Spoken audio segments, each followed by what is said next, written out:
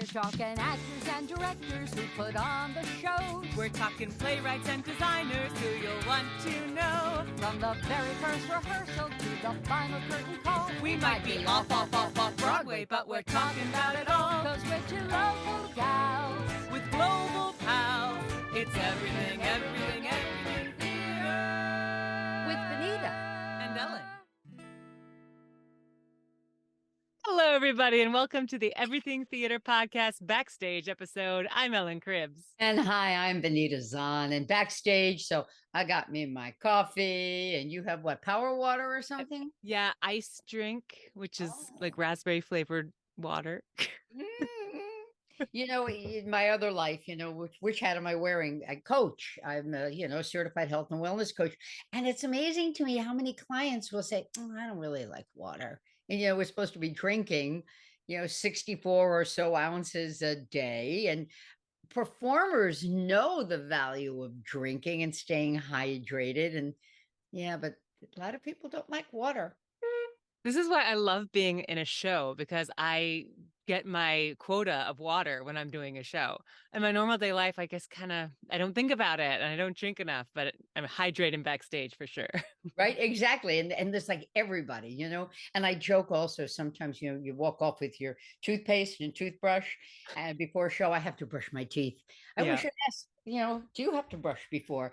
And we've talked about this. You and I met doing Shakespeare in Love, and there was a toothbrush brigade. Remember, there was Yeah. a of us that always tootled over with her toothbrush and toothpaste.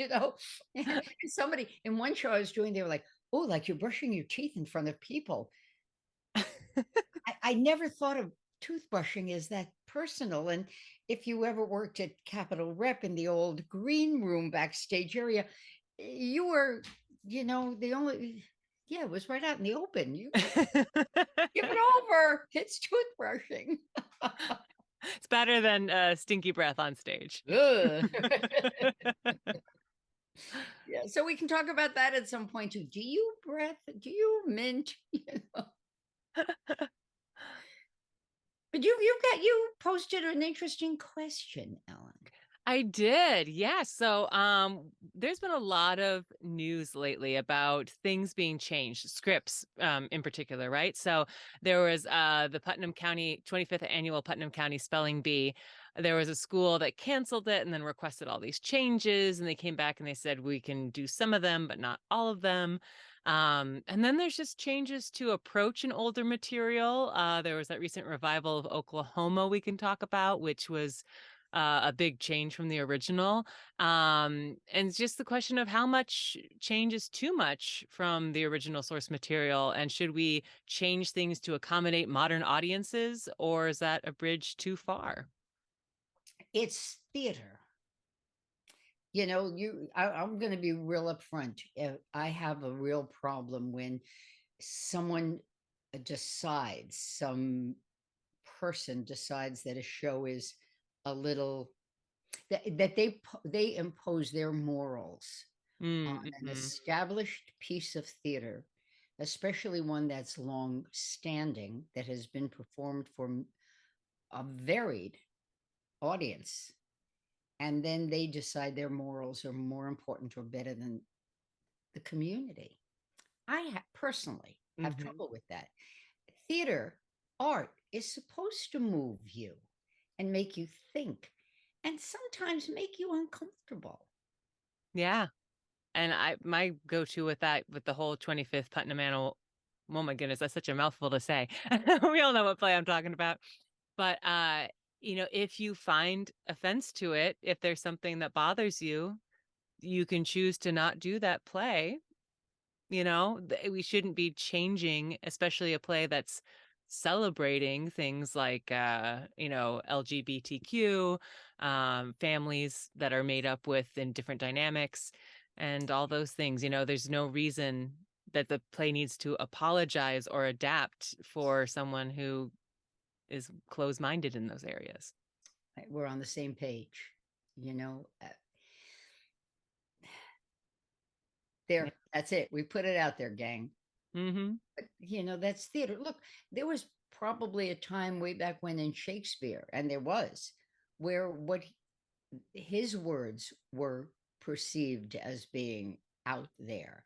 Look, somebody nowadays could take umbrage to King Lear because Mm. of the situation that he has with his daughters.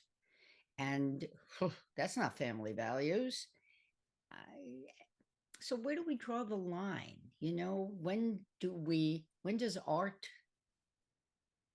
stop being art? I think it's a Y- very slippery slope. It is. And, it kind of reminds me, anyone who has Disney Plus knows that a lot of their older movies or TV shows have a disclaimer on it, basically saying, we know that there's some issues in this, but Right. we didn't change them because we think it sparks a conversation about it. And, I kind of feel similar to in theater that, because something was acceptable maybe or not as offensive a while ago, does that mean that in modern times we have to say, oh yeah, we're just going to pretend that is never like that, or do we just show it and then say, well, let's have a conversation about that? Yeah. We've talked about it. We at Park Playhouse did Ragtime, and Mm, it's a celebrated show, but it uses the N word. yeah. Um, and when we did it, there was someone who, not in the audience, but someone close to the theater, raised the question about using that word and could we change it? But the change that was suggested, I found even more offensive. The word was fraught with certain power that Mm, we have all as a community discussed. What was suggested, my teeth hurt because if you took that one step further, I don't want to get further into it, but hmm. had other connotations You're to right. it. Um, and it's a mixed cast, or it's a racially mixed cast. And the cast, everyone knew when they auditioned, they knew what they were signing up for Hmm. and embraced the show Yeah. for the themes that it brought up to be discussed and dissected and understand the problems, the hate, really. Which is part of our history. I mean, it shows not claiming things happened that didn't happen. I mean, unfortunately, it's part of our history. It's living history in some areas. Yeah, yeah. As a cast, I think two-thirds of us were in tears at intermission every Hmm. night.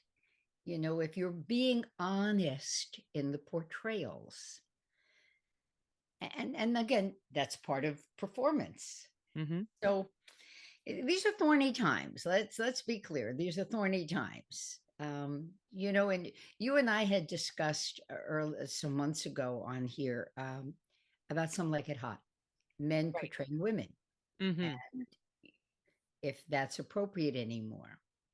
So I saw the show, the redo, and I don't want to give away some of the turns, but it works. Well, look at all the Tony nominations. Yeah.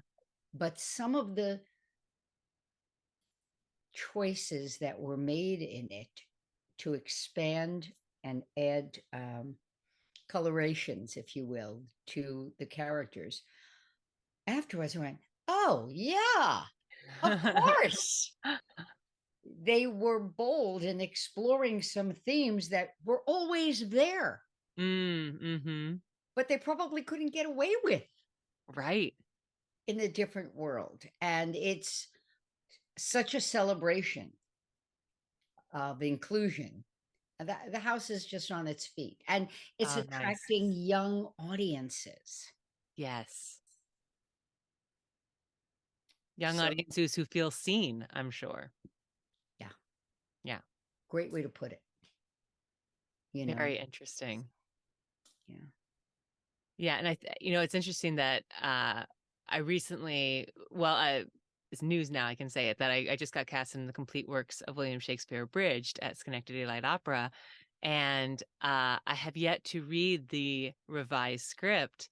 That play has actually been revised. This is the second revision, And the writers have gone back and explored their show from, whenever it was written in the 80s, I believe, and said, you know what, I'm not sure about this joke anymore, in today's world. Let's tweak this. So I'm curious to see what has been cut, what remains, what has changed. But it's interesting that the writers have taken that on themselves to say, like, we want to stay current and not cross that line, Wow. which made me think, it's especially with comedy right now. It must be. I'm very glad I'm not a stand-up comedian. I'll just I'm say glad that. I left that. Yeah, because I think humor is very tricky these days, to the point where Will Smith can go up and slap someone for making a joke about him, so yeah, that's just another element to this conversation. Well, so we're doing a little dis- sharing. That's what we're doing. So I'm going to be doing Sheer Madness this summer up at the Lake George Dinner Theater. Um, thank you. We run from July 6th to the 26th of August. And there were points written in to rewrite. There are joke lines that are rewritten based on what's going on, one, in your community, but two, in the world. Yeah. And there's one line in there that I read and I went, I laughed, but that's how I see the world. And I went, I wonder if that will still be in there. Yeah. There's a political line to it. Mm-hmm. So some theater is living, breathing all the time, but it's created to do that. Yeah. I think what the premise is really shows that we're not. Mm-hmm. They were created as a standalone. Nobody's going to go over to a Jackson Pollock painting and say, you know what, it really needs another splash of fuchsia. Right. Or wow, Georgia O'Keeffe, that flower is really pretty, but I think it should have had another leaf. Right. And in essence, that's what is happening. Mm-hmm. No one would ever think to do that. No, and it's interesting. I think a lot of well, yeah, I'll go out and say it. I think probably a lot of educational institutions, high schools and so forth, don't fully understand the limitations on, the rights of the plays that they do, that you are not allowed to just change it willy-nilly. You have to get permission for anything you want changed. And yeah, I think it's sad that that is not conveyed a lot of times in our art form, that people feel like, oh, these are just guidelines, because there is a lot of freedom in creating art, but the script is the script. It's not like cooking chicken paprikash. And if you want to use yogurt instead of sour cream, Right. they're similar. They're not the same. But I heard you a can do that. story. I heard a story that I need to find the source material for this, but I just I think it's amazing. Apparently there was a production of Annie where they changed the ending and Annie woke up at the end and the whole thing was a dream and she was back in the orphanage. Got shut down immediately, obviously. Why would anyone What? think that was a good idea? Oh, I don't know. I'm not going to that house for dinner Yeah. because they would make very weird paprikash.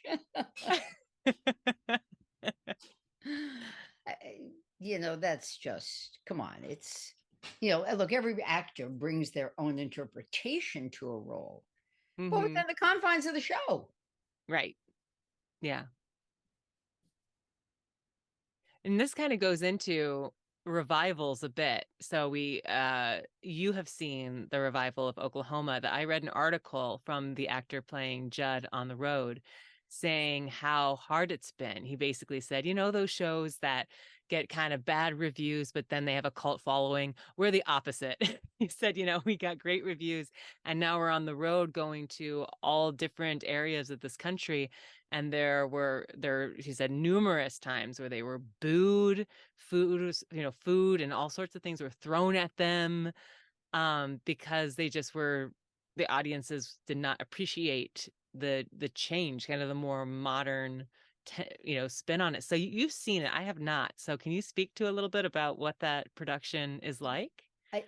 To me, the essence of the show remained the same. And for me, they made it even more accessible Mm, because, so the fair, they are cooking, there are crock pots set out, and you're getting ready for, going to go bring me the hamper, how we're going to go to the, in the Surrey with the fringe on top and bringing food, and they're cooking. And at intermission, you get to go eat oh, wow. what they've cooked. So it's in that regard, it's more accessible. That third wall, fourth wall, Mhm. whatever, it's gone in from that standpoint. And it's that you brought up Judd. He's a much more rounded character. Mm, He's a tortured person. He's not some knuckle dragger who lives on, on the hill. This is a person with many color relate, a lot of overtones. yeah. So yeah, it's a more real production. The Hmm. characters, personally, I thought there was much more life, real life. It's not just, pretty girl, and even Ado Annie's, and on Broadway, and I can never remember her name, the Ali fabulous Stoker. Yeah. right, plays her with all the beautiful bawdiness of this woman, and Allie's in a wheelchair. Yeah. So in my book, I just thought that they really fleshed out the characters. And that's not always comfortable seeing people with warts and all. Yeah. Yeah. Well, we had 3 comments on this. Should we read through Please. those real quick? Yeah. So O'Brien Avery said they're doing 25th annual Putnam County Spelling Bee next year at Albany High. And before it was approved, I was told that it wasn't edgy enough. Guess I should be thankful. So, One man's ceiling is another man's floor. yep. Do you want to do the next one? Well, Nathaniel says it's actually quite simple. If a company signs an agreement, to your point, Ellen, saying they won't change the words in the show they're doing, it's against the rules to change the words in the show they're doing.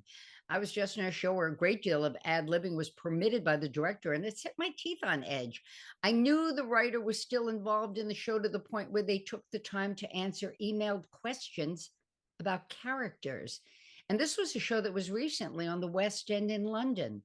I'm pretty sure the writer would have been spitting bullets if they had known what was being done to the script. Yeah. Yeah. I mean, because, yeah, that's the other thing. It's the intellectual property of the playwright. Right. Patrick White said, I loved Fish's Oklahoma, Morgan Green's The Music Man at the Sharon Playhouse, which set Rock Island on a subway commute and had a Slappin' House remix of Shapoopy. And I revere Ivo Van Hove, who introduced an onstage wolf and a flying Betty Paris to the Crucible. Every production is a new take on what was originally created. I'm all for asking permission for script changes, and I'm also all for interpreting the play as creatively as you can so that it excites and illuminates you and your audiences and holds the mirror up to nature. And, those are two distinctly different things. Mm. Asking for permission to change the script. Mm-hmm. If you get it, great. If you don't, don't. That's one thing. But interpreting that's what theater is about. Yeah. You can interpret. Look, you just did a phenomenal production of A Midsummer Night's Dream, and it was very different. Yeah. Yeah. And playing Helena, the way I ended up playing her was not how I intended when I walked through the door, but like with the direction I was given and the way the cast was vibing, she had a lot more backbone than I intended her to have. She was one, powerful woman. Yeah, and it was nice to play her that way, as opposed to kind of the pushover. So And the yeah, king and but the queen's role were reversed, the yes, sexuality. and that worked so well. It worked beautifully, and yeah, but it stayed true to the source and the themes and the, what you should be getting out of Midsummer's. But yeah, it's You just didn't different change the ways. words. No, no. It was the intent. It's what the actor and it was what the director saw. Mm-hmm. Yeah. You could do Urinetown Oh yeah. in a public bathhouse. Yeah. Uh-huh. You could. You could do it out in a field.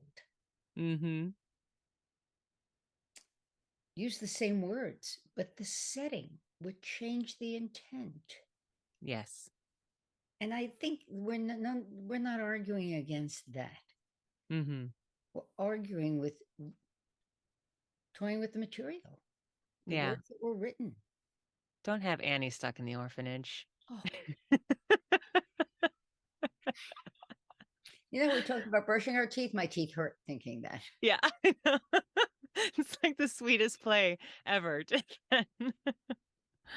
Oh boy. I mean, think about come on, Avenue Q. Mm-hmm. Whoo!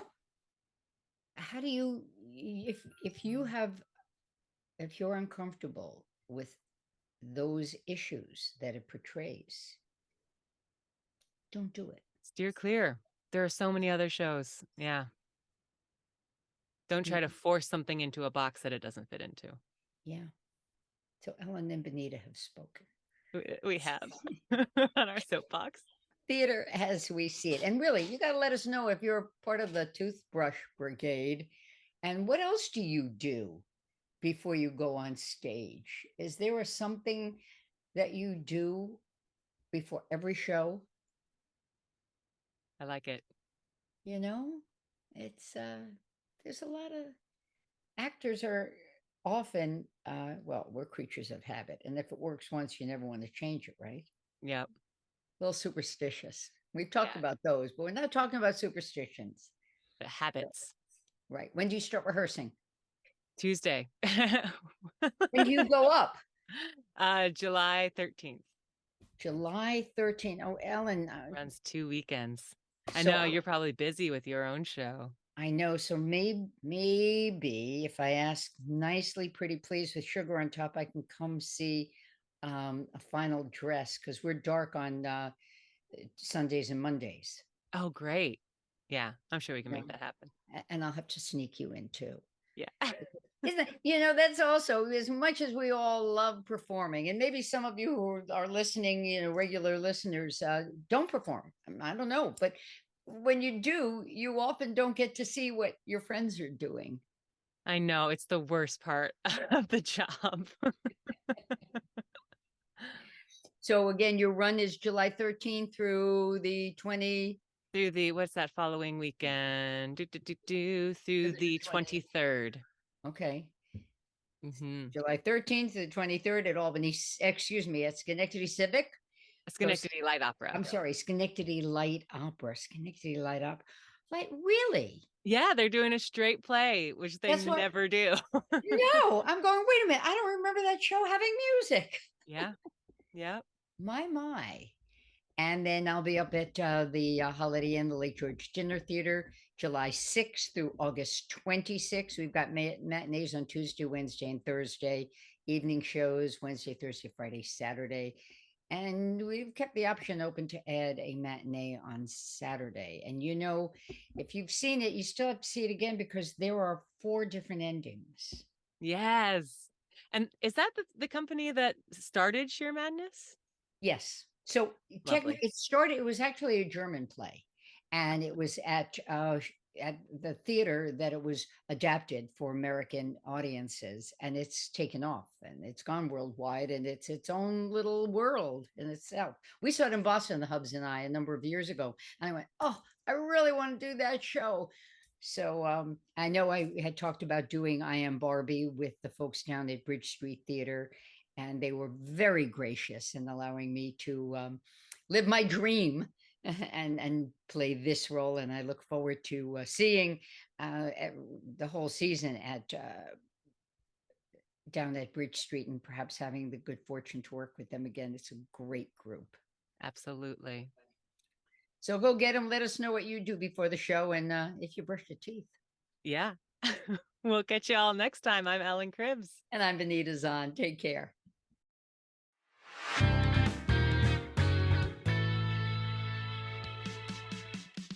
Thank you so much for listening to the Everything Theater podcast. Special thanks goes out to Alice Grinling for our photography and Justin Friello for composing our amazing theme song. Please remember to subscribe to our podcast and follow us on Facebook, Twitter, and Instagram. If you want to share your thoughts or what's going on in your theater community, you can reach out to us on social media or through our email at everythingtheaterpodcast@gmail.com. Till next time, it's everything, everything, everything.